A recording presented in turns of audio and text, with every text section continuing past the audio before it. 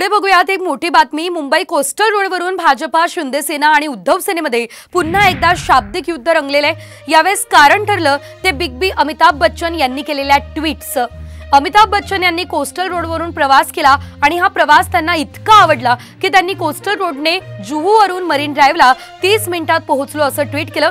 याला उत्तर म्हणून भाजपाने ट्विट करत पंतप्रधान मोदी आणि देवेंद्र फडणवीस यांच्या नेतृत्वामुळे सर्वसामान्यांची प्रगती होते असं उत्तर दिलं। तर मुख्यमंत्री शिंदे यांनी देखील बॉलिवूडच्या शहंशाहच्या कौतुकामुळे अधिक चांगलं काम करण्याची ऊर्जा मिळाली असं ट्विट केलं। यानंतर आदित्य ठाकरे यांनी ट्विट करत कोस्टल रोडमध्ये भाजपाचं कुठलंच योगदान नाही आणि त्यामुळे त्यांनी श्रेय घेणं हे हास्यास्पद आहे असं म्हणत बोचरी टीका केली।